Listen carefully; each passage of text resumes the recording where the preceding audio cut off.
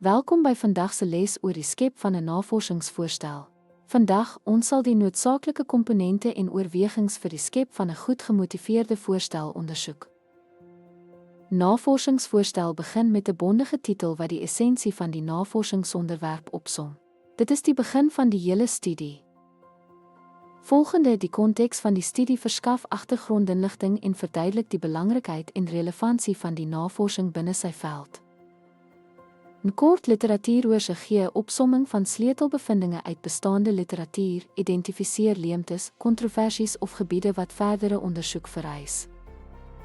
Die probleemstelling verwoord die navorsingsprobleem duidelik of vra wat die studie wil aanspreek, beklemtoon die belangrikheid van die geïdentifiseerde probleem aan te spreek.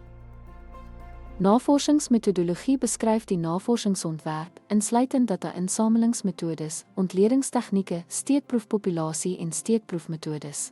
Die uitvoerbaarheid van die studie spreek etiese kwessies aan soos ingeligte toestemming, vertroulikheid en potensiële risiko's vir deelnemers. Etiese oorwegings spreek kwessies aan soos ingeligte toestemming, vertroulikheid en potensiële risiko's vir deelnemers wat voldoening aan etiese riglyne verseker. Beperkings van die studie erken potensiële beperkings of beperkings wat die navorsingsbevindinge kan beïnvloed en insigte in die omvang en veralgemeenbaarheid van die studie verskaf.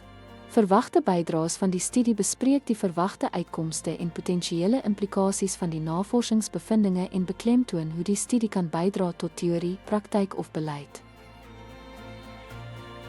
Verwysings lys al die bronne wat in die voorstel aangehaal word volgens die toepaslike aanhalingsstyl.